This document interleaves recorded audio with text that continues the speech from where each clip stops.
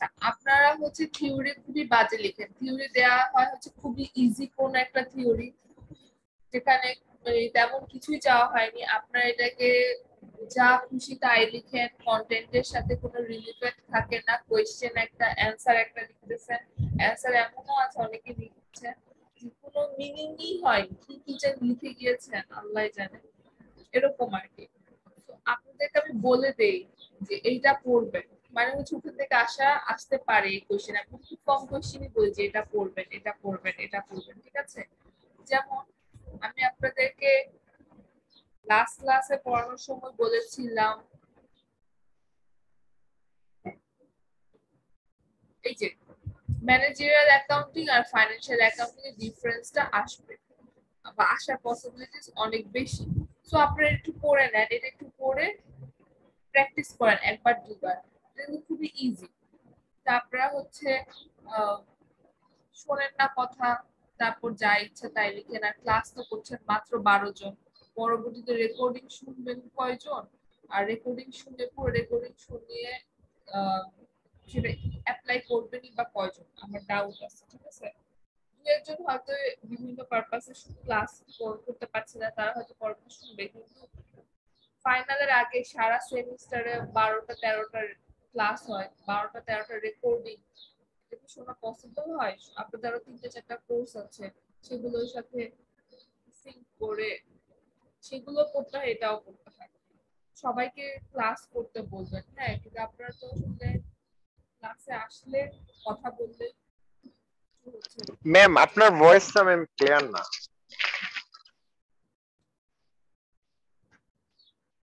আচ্ছা দাঁড়ান। আচ্ছা এবার ক্লিয়ার?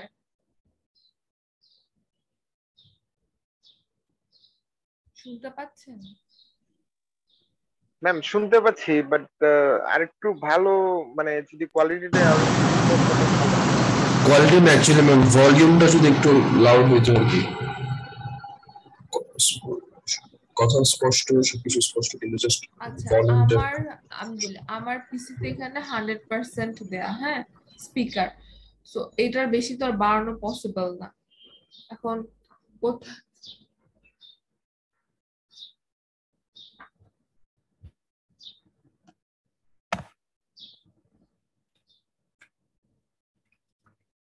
আচ্ছা এখন আমার কথা কি এখন স্পষ্ট? জি ম্যাম। আচ্ছা একটু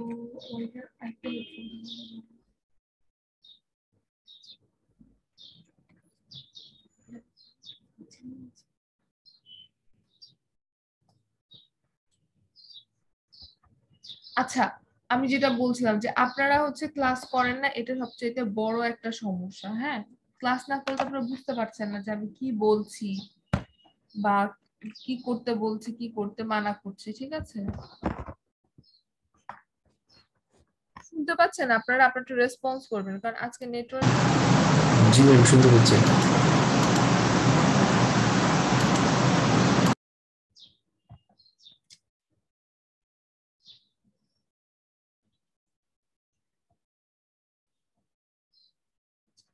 আচ্ছা আমরা হচ্ছে লাস্ট ক্লাসে এটা পড়েছিলাম, এখানে ছিল যে কোন কোন ফ্যাক্টরের কারণে একটা মানুষ ফ্রড করতে ইনফ্লুয়েন্সড হয় বা মানুষ ফ্রড করে। তার মধ্যে 3টা ফ্যাক্টর ছিল: অপরচুনিটি, ফাইন্যান্সিয়াল প্রেসার এবং রেশনালাইজেশন, ঠিক আছে? তো এইটা তো বুঝতে পেরেছেন। আপনাদের যদি আসে হয়তো বা জিজ্ঞাসা করা হবে যে what are the factors that influence to make fraud, ঠিক আছে? কোন কোন ফ্যাক্টর গুলো আছে যেগুলো হচ্ছে একজন মানুষকে ফ্রড করতে ইনফ্লুয়েন্স করে, তখন আপনি জাস্ট 3টা ফ্যাক্টরের নাম লিখে দিলেই হবে, ঠিক আছে?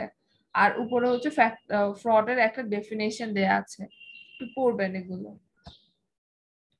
আচ্ছা নেক্সট, দ্য সারবান্স-অক্সলি অ্যাক্ট। এটা কি বলছে? যখন হচ্ছে আপনারা যদি শুনতে অসুবিধা হয় আপনারা কিন্তু আমাকে জানাবেন, হ্যাঁ, যে বুঝতে পারছেন না বা শুনতে পাচ্ছেন না। না ম্যাম এখন ঠিক আছে সাউন্ড। ঠিক আছে আচ্ছা স্যার, যখন হচ্ছে কোন মানে এটা আসলে সার্ভান্স অক্সলি অ্যাক্ট একটা ঘটনার পরে এই অ্যাক্টটা আসে। তো একটা বড় রকমের স্ক্যান্ডাল হয় ইউএসএতে, তখন সেই স্ক্যান্ডালটা হয় বিভিন্ন জটিলতা বলবো না, অনেক বেশি লুপ হোলস বা অনেক মানে ফাঁক ফোকর ছিল আইনের, সে আইনের ফাঁক ফোকর দিয়ে ওই স্ক্যান্ডালটা হয়। ঠিক আছে, একটা ঘটনা ঘটে, তো সেই ঘটনাটা যখন বিশ্লেষণ করতে যায় এরপরে দেখতে পায় যে আইনের বিভিন্ন ফাঁক ফোকর আছে, তো সেই ফাঁক ফোকর গুলোকে যেন হচ্ছে ক্লোজ করা যায় বা সেই ফাঁক ফোকর গুলোকে যেন হচ্ছে ওভারল্যাপ করা যায়, তার জন্য হচ্ছে সার্ভান্স-অক্সলে একটা পরবর্তীতে হচ্ছে ইনোগরেট হয়।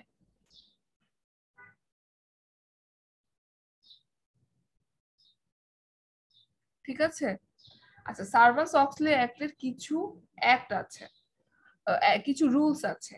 রুলস গুলো কি সবার প্রথমে বলছে যে applies to publicly traded US corporations. যেহেতু ঘটনাটা ইউএসএ মানে আমেরিকাতে হয়, সেজন্য আমেরিকান কোম্পানিগুলোকে রেগুলেশনের জন্য, আমেরিকান কোম্পানিগুলোকে অনেক বেশি কন্ট্রোল করার জন্য এই একটা হয়। এবং আপনারা দেখবেন যে শুরুই করেছে হচ্ছে ইউএস কর্পোরেশন দিয়ে, মানে ইউএস আমেরিকায় যে কোম্পানিগুলো আছে সেই কোম্পানিগুলোর উপরে হচ্ছে এই একটা অ্যাপ্লাই করা হবে সেটা বলছে। পাবলিকলি ট্রেডেড ইউএস কর্পোরেশনস মানে হচ্ছে ইউএস এর যে কোম্পানিগুলো আছে তার মধ্যে যে কোম্পানিগুলো শেয়ার মার্কেটে আছে, মানে পাবলিকলি ট্রেড করা হচ্ছে, ঠিক আছে, শেয়ার, সেই কোম্পানিগুলোর উপরে সার্ভান্স-অক্সলে একটা অ্যাপ্লাই করা হবে। এইটা কি বুঝতে পেরেছেন পাবলিকলি ট্রেডেড ইউএস কর্পোরেশন মানে? জি ম্যাম। আচ্ছা,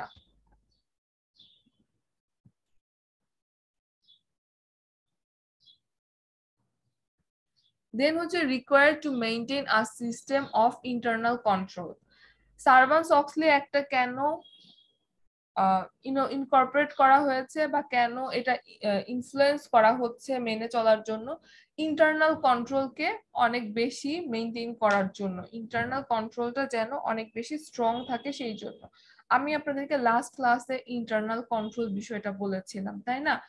সাপোজ আপনি কোন একটা অর্গানাইজেশনের অ্যাকাউন্টসে চাকরি করছেন, এখন আপনি একটা বিল উঠাবেন, মানে বিল দিলেন, সেখান থেকে আপনি টাকা দিবেন, আপনি যে আপনাকে বিল দিল তাকে আপনি টাকা ফেরত দিবেন, সরি বিলের এগেইনস্টে টাকা দিবেন, টাকা ফেরত না টাকা দেয়া বলছে।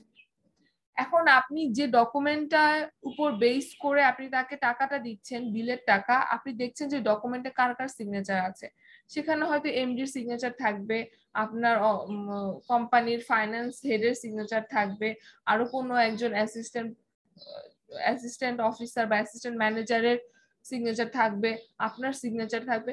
এরকম 3-4টা সিগনেচার কেন করা হয়? ইন্টারনাল কন্ট্রোল এনশিওর করার জন্য। কিভাবে ইন্টারনাল কন্ট্রোলটাকে এনশিওর করে এই বিষয়টা? যেন 4জন মানুষ এই ডকুমেন্টটাকে ওকে বলছে, ঠিক বলছে, 4জন মানুষের 4জন মানুষই একসাথে হয়ে একটা ফ্রড করবে, এটা অনেক বেশি ডিফিকাল্ট, কারণ 4জন মানুষের 4জনকেই ফ্রড করার জন্য উৎসাহী হতে হবে। কিন্তু 4জন মানুষের মধ্যে যদি এমন হতো ডকুমেন্টের মধ্যে একজন মানুষের সিগনেচার থাকতে হতো, তাহলে কি হতো? এটা খুব ইজি হয়ে যেত ওই মানুষটা ফ্রড করা, কারণ একজন মানুষ যদি ইনস্টিগেটেড হতো ফ্রড করার জন্য তাহলে সে ইজি ফ্রড করতে পারতো, কিন্তু 4জন মানুষকে এখন একত্রিত হতে হচ্ছে ফ্রডটা করার জন্য। সো ইন্টারনাল কন্ট্রোল এনশিওর করা যায় বিভিন্ন ওয়েতে, এটা হচ্ছে তার একটা ওয়ে। ঠিক আছে, যে ডকুমেন্টেশনটা প্রপারলি অথরাইজড হওয়া। ঠিক আছে, ইন্টারনাল কন্ট্রোলে আরো অনেক ওয়ে আছে, যে ক্রস চেক করা, একটা ডকুমেন্ট আপনি জমা দিলেন, সেটাকে ক্রস চেক করা হবে যে এই ডকুমেন্টটা আসলে অথেন্টিক কিনা। ঠিক আছে, এরকম ইন্টারনাল কন্ট্রোল মেইনটেইন করতে হবে, সার্ভান্স-অক্সলে অ্যাক্ট এটা বলছে। দেন কি, corporate executives and boards of directors must ensure that these controls are reliable and effective. Corporate executives হচ্ছে একটা অর্গানাইজেশনে যারা চাকরি করে, ঠিক আছে, তাদেরকে কর্পোরেট এক্সিকিউটিভস। এখন চাকরি করে মানে হচ্ছে আপনার 4th ক্লাস না, অফিসার লেভেলের, এক্সিকিউটিভ লেভেলের যারা আছে, ম্যানেজার যারা আছে, তাদেরকে বলা হয় কর্পোরেট এক্সিকিউটিভ, ঠিক আছে। And board of directors, board of directors হচ্ছে যারা বলতে গেলে এই কোম্পানির মালিক, তাদেরকে আপনি board of directors in a sense বলতে পারেন, কিন্তু বোর্ড অফ ডিরেক্টরস একটা ভাস্ট টার্ম, ঠিক আছে। বোর্ড অফ ডিরেক্টরস হচ্ছে যারা কোম্পানির মালিক, যারা শেয়ার হোল্ডার, তারা কিছু মানুষকে চুজ করবে, চুজ করে একটা বোর্ড ক্রিয়েট করবে, ঠিক আছে। সেই বোর্ডের মধ্যে যারা থাকবে তাদেরকে বলা হয় হচ্ছে বোর্ড অফ ডিরেক্টরস, ঠিক আছে। তো এখানে দুইটা পার্টি, বোর্ড অফ ডিরেক্টরস হচ্ছে মালিক পক্ষ, ঠিক আছে, আর কর্পোরেট এক্সিকিউটিভ হচ্ছে এমপ্লয়ি, যারা অর্গানাইজেশনের হয়ে কাজ করে। এটা এখানে হচ্ছে দুইটা পক্ষ। এখন কি, corporate executives and board of directors must ensure that these controls are reliable and effective. Second পয়েন্টে যে ইন্টারনাল কন্ট্রোল সিস্টেমের কথা বলা হয়েছে, যে সার্ভান্টস অ্যাকর্ডিং টু সার্ভান্টস অক্সলি অ্যাক্ট আপনাকে ইন্টারনাল কন্ট্রোল মেইনটেইন করতে হবে।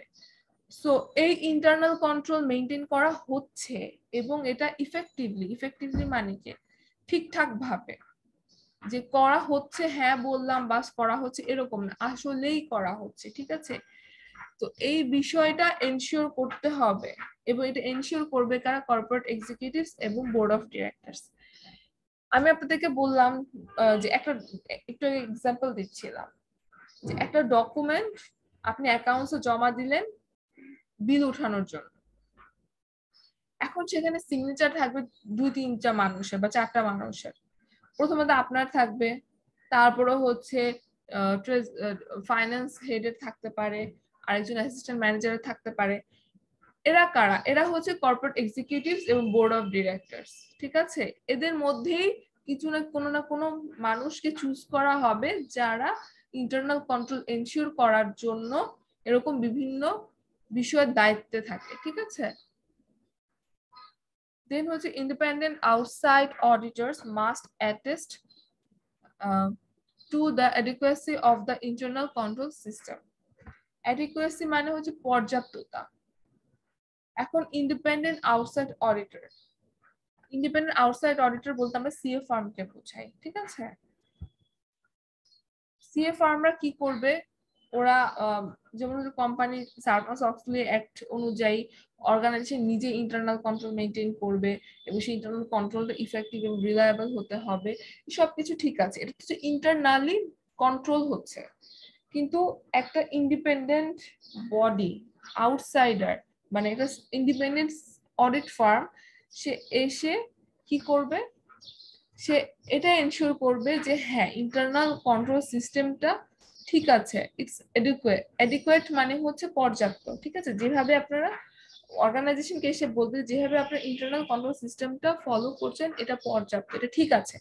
আর যদি কোনো কারণে তাদের মনে হয়, সিএ ফার্ম বা ইন্ডিপেন্ডেন্ট আউটসাইড অডিটরদের যদি মনে হয় যে এটা ঠিক নেই, এটা ভুল বা কোনো ল্যাকিংস আছে, লুপহোল আছে, তখন তারা যেটা করবে হচ্ছে নতুন কোনো রেগুলেশন দিবে বা নতুন কোনো ওয়ে জানাবে যে আপনি এইভাবে ইন্টারনাল কন্ট্রোল সিস্টেমটাকে মেইনটেইন করার চেষ্টা করেন, রেগুলেট করেন, ঠিক আছে। সবার শেষে দেখেন এসওএক্স, এটাকে বলা হয় সার্ভান্টস অক্সলি অ্যাক্টের একটা short form. SOX created the public company accounting oversight board. Public company accounting oversight board হচ্ছে একটা অ্যাকাউন্টিং একটা বডি, ঠিক আছে। বডি মানে হচ্ছে রেগুলেটরি বডি, যেমন হচ্ছে বাংলাদেশের সিকিউরিটিজ এন্ড এক্সচেঞ্জ কমিশন, এটা একটা রেগুলেটরি বডি, এটাও একটা রেগুলেটরি বডি। তো ওরা কি কাজ করে, পাবলিক কোম্পানির যে অ্যাকাউন্টিং আছে সেটাকে তারা ফলো করে, সেটাকে তারা হচ্ছে দেখে যে কোনো ভুল হচ্ছে কিনা, এবং তারা হচ্ছে পাবলিক কোম্পানির অ্যাকাউন্টিং বা অ্যাকাউন্টিং রিপোর্ট নিয়ে অনেক বেশি কনসার্ন থাকে, ঠিক আছে। বুঝতে পেরেছেন?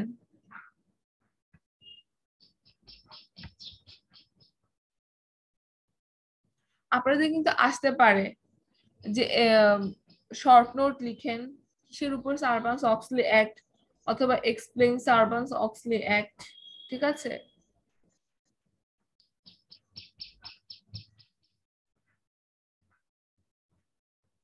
আপনারা দেখেন 2 মিনিট, তারপর আমি আপনাদেরকে নেক্সট টপিক পড়াচ্ছি।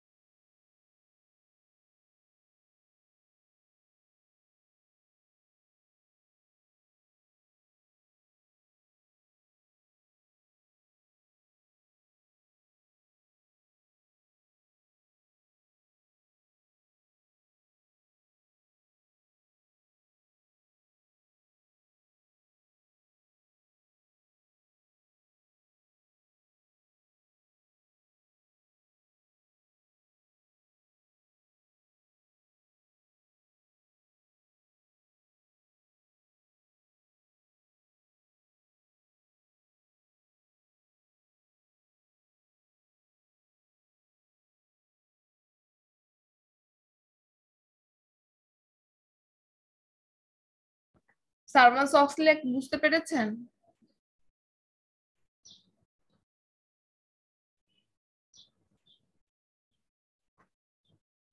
কেউ তো রেসপন্স করেন।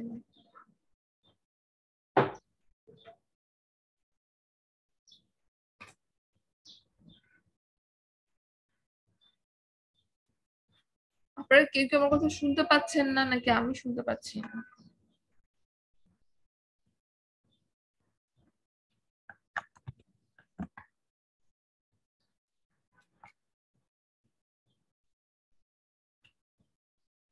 জি ম্যাম, আপনার কথা শুনতে পাচ্ছি।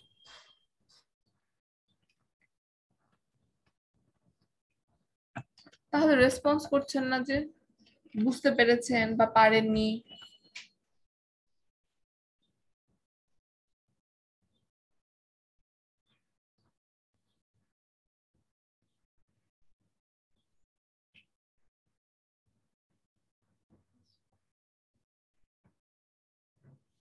আচ্ছা, সার্ভান্স অক্সলেক যখন আমি আপনাদেরকে এক্সপ্লেইন করছিলাম, বারবার একটা টার্ম ইউজ করছিলাম, সেটা হচ্ছে ইন্টারনাল কন্ট্রোল সিস্টেম। এখন আমরা ইন্টারনাল কন্ট্রোল সিস্টেমের একটু ডিটেইল পড়ব। Methods and measures adapted to, ঠিক আছে? মানে ইন্টারনাল কন্ট্রোল আসলে কেন করা হয়, এখানে এইটাই আপনাদেরকে এক্সপ্লেইন করা হচ্ছে যে কেন methods and measures adapted to. Internal কন্ট্রোলটা হচ্ছে মেজার করা হয় অ্যাডাপ্ট করার জন্য কি, safeguard assets.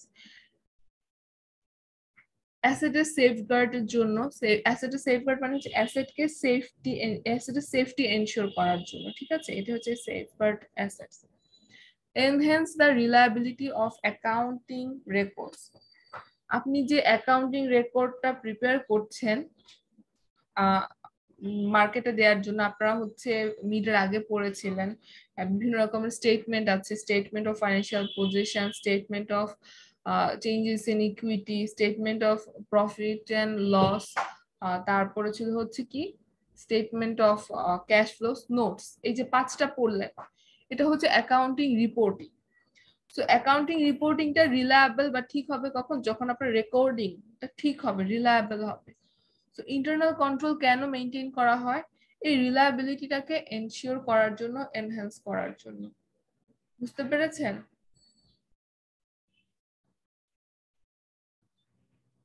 Increase efficiency of operations. Efficiency of operations মানে আপনি যে রেগুলার অ্যাক্টিভিটি করছেন, কাজ করছেন, সেটার সেই অপারেশন গুলোর ইফিসিয়েন্সি এনহ্যান্স করার জন্য, ইনক্রিজ করার জন্য।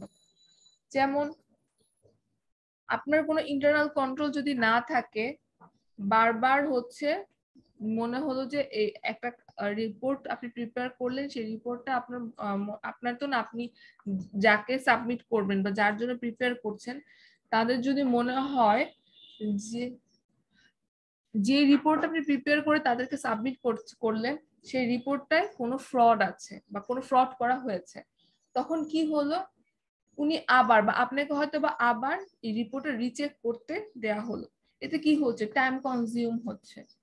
তো যখন ইন্টারনাল কন্ট্রোল এনশিওর করা যাচ্ছে, তখন এটা বলা যাচ্ছে যে না, একটা রিপোর্ট 4-5 জন মানুষ চেক করে তারপর দিয়েছে, সো এখানে পসিবিলিটিস খুবই কম ফ্রড হওয়ার। Ensure compliance with laws and regulation. Laws and regulation মানে কিছু লজ এন্ড রেগুলেশন তো আমাদের বিভিন্ন বডি দিয়ে দিয়েছে, গ্যাপ কিছু একটা রেগুলেটরি বডি, তারা বলে দিয়েছে কিভাবে অ্যাকাউন্টিং রিপোর্টিং করতে হবে। বাংলাদেশের সিকিউরিটিজ এন্ড এক্সচেঞ্জ কমিশন বলে দিয়েছে কিভাবে রিপোর্টিং করতে হবে। তো এই যে এই বিষয়গুলো, এগুলোকে এনশিওর করে, ঠিক আছে, যে হ্যাঁ ইন্টারনাল কন্ট্রোল যখন স্ট্রং হয় তখন এটা এনশিওর করা হয় যে হ্যাঁ সকল ধরনের লজ এন্ড রেগুলেশন কে কমপ্লায়েন্স করা হয়েছে, এবং ইন্টারনাল কন্ট্রোল করে যে গ্রুপটা, তারা এটা এনশিওর করে যে হ্যাঁ লজ এন্ড রেগুলেশন গুলোকে কমপ্লাই করা হয়েছে। কমপ্লাই মানে হচ্ছে মেনে চলা হয়েছে, ঠিক আছে। 1 মিনিট দেখেন, তারপর নেক্সট টপিকে যাচ্ছি।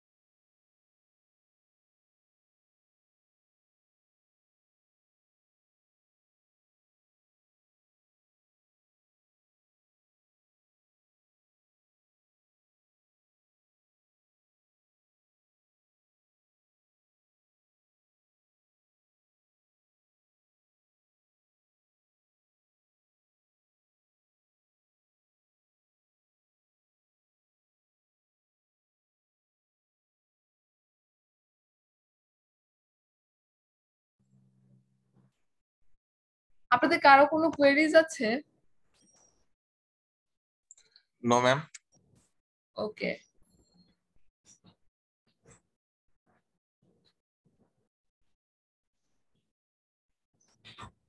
আচ্ছা এখানে কিছু বিষয় আছে, principles of internal control activities, ঠিক আছে, কিসের উপর বেস করে ইন্টারনাল কন্ট্রোল অ্যাক্টিভিটি গুলো করা হয়। এস্টাবলিশমেন্ট অফ রেসপন্সিবিলিটি, রেসপন্সিবিলিটিকে এস্টাবলিশ করার জন্য ইন্টারনাল কন্ট্রোল অ্যাক্টিভিটিটা করা হয়। আচ্ছা আমি আপনারা তো আপনাদের অন্য সব কোর্সের কি মিডের খাতা দেখাচ্ছে?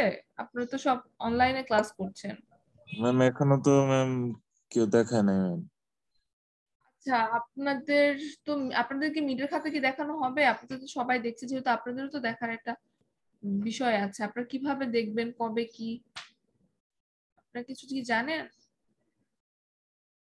সিআর আপনাদের সিআর কোথায়? অনলাইনে ম্যাম খাতা ওইভাবে তো আমাদের আগেও ম্যাম ওইভাবে দেখানো হয় নাই, তবে যদি কারোর প্রবলেম হইতো তাহলে ওই খাতাটা মানে ওকে দেখানো হইতো আর কি, সবার খাতা দেখাইতো না, মার্ক দিয়ে দিত। যদি কারোর মনে হইতো যে কোনো সমস্যা আছে, যে আমি মানে আমার মনে হচ্ছে যে আমি আরো বেশি পাইতাম কিংবা আমি কম পাইছি, তখন স্যার আর কি খাতা দেখাইতো। ওটা তো আপনার অনলাইনে পরীক্ষা হতো তাই না? হ্যাঁ ম্যাম, তখন অনলাইনে পরীক্ষা হইতো। আচ্ছা সেটা তো ডিফারেন্ট, কিন্তু এখন তো আপনার অনলাইনে পরীক্ষা না, আপনি অফলাইনে পরীক্ষা দিয়েছেন। ক্লাসে অন্য সব ব্যাচে সবাই বা অন্য ডিপার্টমেন্টে সবাই খাতা দেখছে। এখন আপনাদের সিআর যিনি, উনি আপনাদের চেয়ারম্যান বা কোর্স কোঅর্ডিনেটর, তার সাথে কথা বলে দেখেন আপনাদের অন্য কোর্সে কি করছে, ঠিক আছে। আর যদি কেউ না দেখায়, তাহলে আপনারা ডিসিশন নেন যে আমার কোর্সের খাতা দেখবেন কিনা, ঠিক আছে, না কি করবেন সেটা আপনারা ডিসিশন নেন। Okay ma'am. আপনারা কি চাচ্ছেন, খাতা কি দেখতে চাচ্ছেন আপনারা, নাকি আপনারা মনে করছেন প্রয়োজন নেই? ডিপেন্ড করে মার্কের উপরে। হ্যাঁ ম্যাম, খাতাটা তো দেখলে ম্যাম ভালো হয়, কারণ মানে দেখা যায় আর কি মানে কোন জায়গায় আমার ভুল হলো কিংবা সেটা তো বুঝতে পারছি। আচ্ছা ঠিক আছে, আপনারা তো মঙ্গলবারে আসছেন, আপনাদের সিআর তো আসছে আমার সাথে দেখা করতে, অ্যাসাইনমেন্টটা সাবমিট করতে মঙ্গলবার, তাই না? মঙ্গলবার দিন কিন্তু আমি হচ্ছে ডিপার্টমেন্টেই থাকবো, আমার অফিসেই থাকবো, ঠিক আছে? জি ম্যাম। আপনারা হচ্ছে 11:30টার পরে আসবেন, 11:30 পর্যন্ত আমার ক্লাস আছে, এরপরে এসে আমার সাথে দেখা করে যান, কোনো সমস্যা নেই। ম্যাম আমি কল করেই আসবো, সমস্যা নেই। না না, তাড়াতাড়ি আসার জন্য আমি 11:30 পর্যন্ত আমার ক্লাস আছে, তো তার আগে আসবেন না, আসলে পরে আসবেন, ঠিক আছে? ম্যাম ক্লাস অফলাইনে হওয়ার তার মানে কোনো সম্ভাবনা নাই? আচ্ছা সৌরভ, অফলাইনের তো নোটিশ দেয় নাই, শুধু অফলাইনের কথা কেন বলতেছিস? তোমাকে তো অত জিজ্ঞেস করিনি, তুমি তো অত কথা বলার দরকার নাই যে তোমাকে জায়গায়, আমি তো ম্যামরে জিজ্ঞেস আপনারা করছি। কি যেন বলে, সবাই সবার সাথে হচ্ছে ক্লাস কি রেসপেক্ট আর কথা বলবেন, ঠিক আছে? ক্লাস আমাকে সবার অনলাইন হইতেছে, তোমরা কোনো কথাবার্তা বলো না, সবাই অফলাইন, মানে কি শুরু করছেন না কি বুঝি না কিছু। আচ্ছা সেটা এখন ক্লাসে আমার মানে ক্লাস টাইমে বলে লাভ নেই, আপনার সাথে পার্সোনালি কথা বলে সলভ করবেন কিভাবে করা যায়। আর একটা বিষয় হচ্ছে আপনারা এখন অনেক বড় হয়ে গিয়েছেন, কিছুদিন পরে হচ্ছে মার্কেটে যাবেন, কাজ করবেন, সো আপনারা যখন সবাই একজন আরেকজন কথা বলবেন, কাউকে হার্ট করে কথা বলবেন না, ঠিক আছে? It's very important. কারণ হচ্ছে আপনার কথায় যদি অন্য একজন হার্ট হন, এটা মানে সব ভাবেই হচ্ছে আপনার জন্য খারাপ, ঠিক আছে? এবং সবচেয়ে ইম্পর্টেন্ট যেটা, হার্টের চাইতেও সবাইকে রেসপেক্ট দিয়ে কথা বলবেন, ঠিক আছে? সে যেই হোক না কেন, রিক্সাওয়ালা হোক, মুদিওয়ালা হোক, দ্যাট ডাজন্ট ম্যাটার, সবাইকে রেসপেক্ট দিয়ে কথা বলতে হবে, ঠিক আছে? সিয়ার, আপনি নেক্সট ক্লাসে টিউসডে তো হচ্ছে অ্যাসাইনমেন্ট নিয়ে আসছেন, ঠিক আছে? তখন যদি আপনাদের কোনো নতুন কোনো রুলস বা নতুন কোনো কি বলে এটাকে ডিসিশন হয়, সেটা একটু জানাবেন, ঠিক আছে? কারণ আপনাদের নেক্সট ক্লাস সোমবার, মঙ্গলবারে আপনারা আমাকে অ্যাসাইনমেন্ট দিচ্ছেন, আমি বারবার বলছি অ্যাসাইনমেন্ট কিন্তু আমি পরে জমা নিব না। ম্যাম আসলে হচ্ছে আমরা আমাদের একটা ল্যাব, তো ওটা আমরা অনলাইনে নেওয়ার চেষ্টা করছিলাম, কিন্তু গতকাল আমরা আমাদের ল্যাব টিচারের সাথে কথা বলছি, তো স্যার বলছে যে আমি কোনোভাবে অনলাইনে নিব না। হ্যাঁ তোমরা মানে কোনো কিছু বললাম নাই, আমি নিব না, মানে আমরা তো আগে স্যারের সাথে কথা বলবো তারপরে জানাবো। তো সেখানে স্যার বলছে যে আমি অনলাইনে নিব না, আমি একটা ক্লাস অফলাইনেই নিব। তো ম্যাম আমাদের এরকম ব্লেন্ডেডই থাকবে, মানে থিওরি গুলো অনলাইনে আর ল্যাবটা অফলাইনে, এরকমই থাকবে আর কি। মাসিয়াত, নতুন ডিসিশন আসবে না আর কি। মাসিয়াত, আচ্ছা ওই অ্যাসাইনমেন্টের জন্য কোন কোন কন্টেন্ট, ওইগুলো একটু ম্যামের কাছ থেকে একটু ক্লিয়ার হয়নি। ওকে, এটা হচ্ছে ম্যাম হচ্ছে ট্রানজাকশন আর জার্নালিস্টের দুই রকম এক্সারসাইজ দিছিল বই থেকে মিডের আগে, এগুলা। আচ্ছা আমি নক দিব না। আচ্ছা ঠিক আছে, খাতা দেখার ইস্যুটাও হচ্ছে আপনারা কখন দেখতে চাচ্ছেন সেটা বলবেন, নেক্সট উইকে কোনো একদিন, ঠিক আছে, যেদিন আপনাদের সবার ফ্লেক্সিবল। ম্যাম কেমন আসছে ম্যাম সবার এভারেজ? আমি আপনাদের সবার খাতা এখনো চেক করে শেষ করতে পারিনি, হ্যাঁ, এজন্যই আমি বলতে পারি যে পর্যন্ত দেখছেন সে পর্যন্ত কেমন লাগছে? খুব একটা ভালো আসেনি, আমি বলবো খুব একটা ভালো আসেনি। 17, 18 এরকম আসে, 19, 20 এরকম, কমও আসছে। আমি ততটুকু 17, 18ও এসছে, 20ও এসছে, ঠিক আছে, আমি যতটুকু দেখে।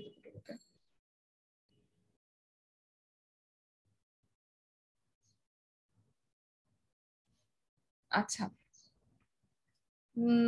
এখন হচ্ছে establishment of responsibility. Establishment of responsibility কি বলছে?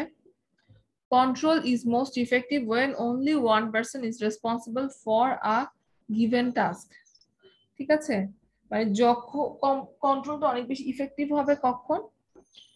যখন একজন মানুষকে দায়িত্ব দেওয়া হবে একটা কাজের জন্য, কি এখন বিষয়টা হচ্ছে একটা কাজের জন্য আবার আমি আপনাদেরকে বলছিলাম যে অনেকগুলো সিগনেচার থাকে, ঠিক আছে?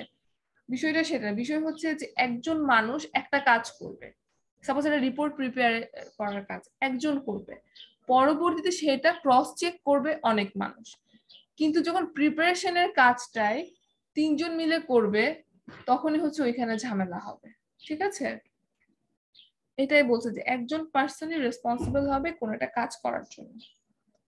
দেন হচ্ছে establishing responsibility often requires limiting access only to authorized personnel and then identifying those personnel.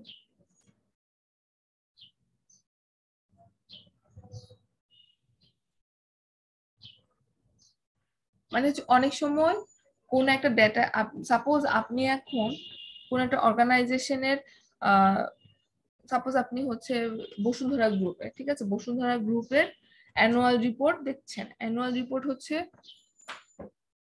আচ্ছা অ্যানুয়াল রিপোর্ট আমি আপনাদেরকে নেক্সট ক্লাস আমি ডিসকাস করবো অ্যানুয়াল রিপোর্ট নিয়ে, আজকে না। সাপোজ অ্যানুয়াল রিপোর্ট দেখছেন, অ্যানুয়াল রিপোর্টের মধ্যে কোনো একটা ইনফরমেশন আপনার মনে হচ্ছে যে এটা আপনি একটু ডিটেইলে দেখতে চাচ্ছেন, সাপোজ প্রোডাকশন রিলেটেড কোনো একটা কস্ট, ঠিক আছে? এখন বসুন্ধরা গ্রুপ কি গ্রুপের যিনি হচ্ছে প্রোডাকশনে আছেন উনি কি আপনাকে এই কস্টের বিষয়টা ডিসক্লোজ করবে? করবে না। কারণ হচ্ছে এটার এক্সেস, এই রকম ইনফরমেশনের এক্সেস তারা বাইরে দেয় না, ঠিক আছে? সো এইটা এই রকম কনফিডেন্সিয়াল ইনফরমেশন চাইলেই আপনি দেখতে পারবেন না, ঠিক আছে? এটা এখানে এই কথাটা বলছে। আচ্ছা এখানে আপনি কি পড়ছেন সেটা আগে বলি। Principles of internal control activities, মানে ইন্টারনাল কন্ট্রোলের যে অ্যাক্টিভিটিস গুলো হয় সেগুলো কিসের উপর বেস করে, তার প্রিন্সিপাল গুলো কি? প্রথম প্রিন্সিপালটা হচ্ছে এস্টাবলিশমেন্ট অফ রেসপন্সিবিলিটি। রেসপন্সিবিলিটিটা কাউকে অ্যাসাইন করা হয়, এটা হচ্ছে ইন্টারনাল কন্ট্রোল অ্যাক্টিভিটিস এর প্রিন্সিপাল। দেন হচ্ছে segregation of duties. Segregation of duties মানে হচ্ছে একটা কাজকে বা এক একজনকে এক একটা কাজ অ্যাসাইন করা। এটা এমন হবে না যে সবাই এক কাজ করবে বা সব কাজ একজনকে দেওয়া হবে, ঠিক আছে? পাশে দেখেন আপনার একটা ডায়াগ্রাম আছে, মাঝে দেখে লেখা আছে সেগ্রিগেশন অফ ডিউটিস, ঠিক আছে? অ্যাকাউন্টেবিলিটি ফর অ্যাসেট, মানে অ্যাসেট দেখাশোনা করার জন্য যে রেসপন্সিবিলিটিটা সেটাকে সেগ্রিগেট করা হলো কিভাবে? অ্যাকাউন্টিং এমপ্লয়ি এ আর অ্যাকাউন্টিং এমপ্লয়ি বি, দেখতে পাচ্ছেন দুইজনের মধ্যে সেটাকে ভাগ করে দেওয়া হলো। এ কি করছে? Maintain cash balances for books. Employee A cash ব্যালেন্সটাকে মেইনটেইন করছে আর employee B maintain custody of cash on hand. কার কাছে কত টাকা ক্যাশ আছে সেটা দেখাশোনা করছে এমপ্লয়ি বি বা ক্যাশিয়ার, ঠিক আছে? কাস্টোডি মানে হচ্ছে কারো অধিকারে থাকা, কাস্টোডিতে থাকা মানে কারো দেখাশোনার মধ্যে থাকা, ঠিক আছে? এটা বুঝতে পারলেন সেগ্রিগেশন অফ ডিউটিস, কাজটাকে ভাগ করে দেয়া। জি ম্যাম বুঝতে পারছেন, কন্টিনিউ করেন। আচ্ছা দেন হচ্ছে ডকুমেন্টেশন প্রসিডিউরস, ঠিক আছে? এই তিনটা হচ্ছে তিনটা হচ্ছে তিনটা তো না চারটা principal of internal control activities. মনে থাকবে আপনাদের এই চারটা পয়েন্ট? যদি এমন হয় যে আপনাদেরকে লিখতে বলা হয় যে principles of internal control activities, তখন আপনারা কি করবেন? শুধু নামটা লিখে দিলেও হবে, ঠিক আছে? সাথে যদি কি এক লাইন করে এক্সপ্লেন করতে পারেন তাও হবে, কোনো সমস্যা নেই।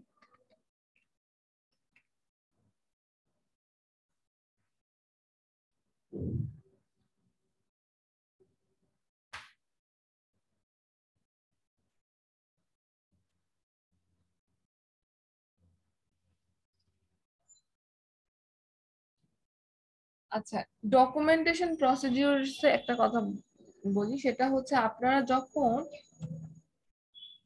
বাজার থেকে কোনো চালান নিয়ে আসেন, দেখবেন চালানের মধ্যে একটা নাম্বার থাকে, চালান নাম্বার এত, চালান নাম্বার এত, ঠিক আছে?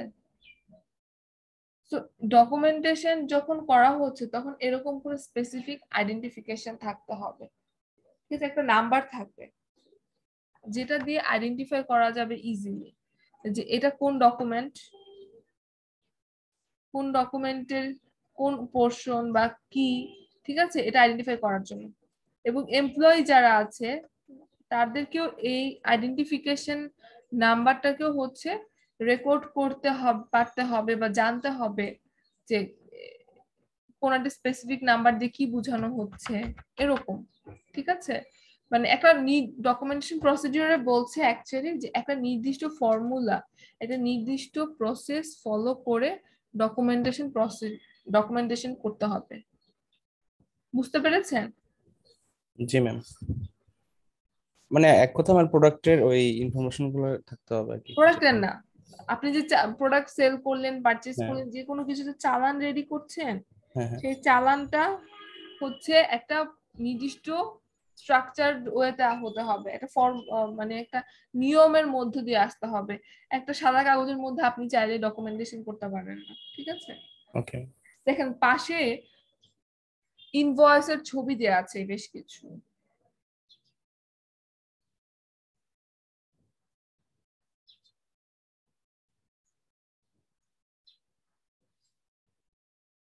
দেখতে পেয়েছেন? হ্যাঁ জি ম্যাম, এই যে ব্লু কালারের। হ্যাঁ, and the last one is physical control. এখানে ফিজিক্যাল কন্ট্রোল অনেক ছবি দেওয়া আছে, ছবি না দেখার দরকার নাই, মানে আপনারা দেখতে পারেন যে ছবি তো ভাবে কোনো মিনিং ক্রিয়েট করে না।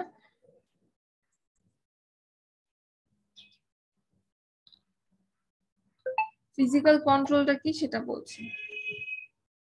ফিজিক্যাল কন্ট্রোল হচ্ছে যে আপনি শুধুমাত্র কাগজে কলমে কন্ট্রোল করছেন, সিগনেচার করছেন, এভাবে হবে না, ঠিক আছে। আপনাকে ফিজিক্যালিও কিছু কন্ট্রোল ম্যানেজ করতে হবে। সে ফর এক্সাম্পল আপনি আপনি ক্যাশিয়ার, আপনি যে লকারে টাকা রাখছেন সেটা আপনাকে লক করে আসতে হবে, আপনাকে একজন গার্ড রাখতে হবে, ঠিক আছে।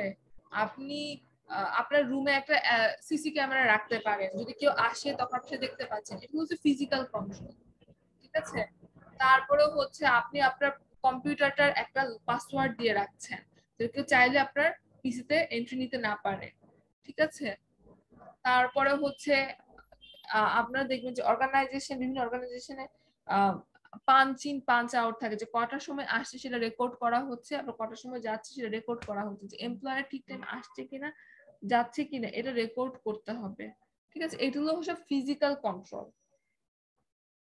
তারপর এখানে অ্যালার্ম একটা ছবি দিয়েছে। Alarm means what? সাপোজ আপনার অফিসে কোনো চোর ঢুকলো, করে এখন ঝুনঝুন করে একটা অ্যালার্ম বেজে উঠবে, ঠিক আছে। এগুলো হচ্ছে ফিজিক্যাল কন্ট্রোল।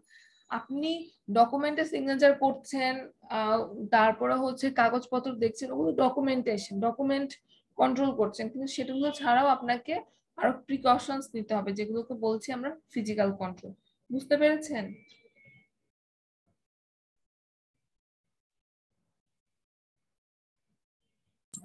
জি ম্যাম।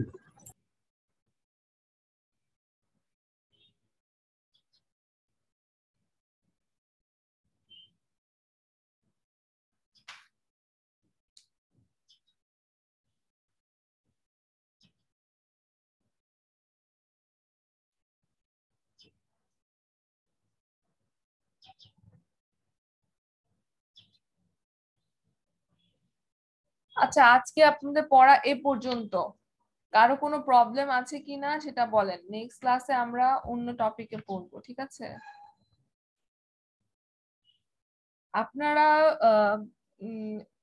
আপনারা লাস্ট ক্লাসে কস্ট বিভিন্ন রকমের কস্ট করেছিলেন, তো কস্ট রিলেটেড কিছু ম্যাথ আছে, সেগুলো আমরা একটু পরে দেখবো। আমরা প্রথমে দিকে থিওরি গুলো শেষ করছি, ঠিক আছে, এরপর আমরা ম্যাথ দেখবো।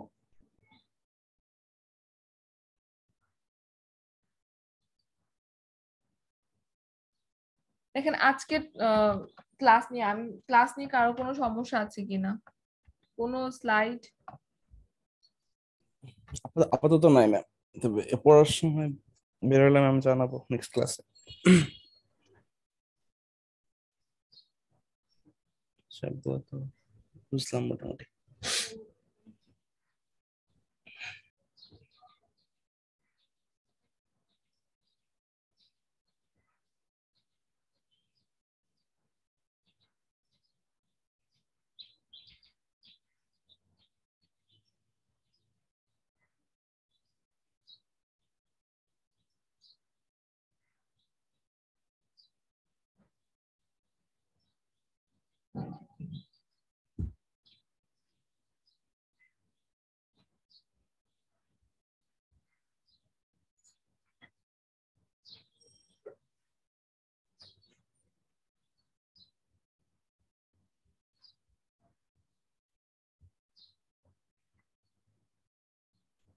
আচ্ছা আমি অ্যাটেন্ডেন্স দিব আজকের ক্লাস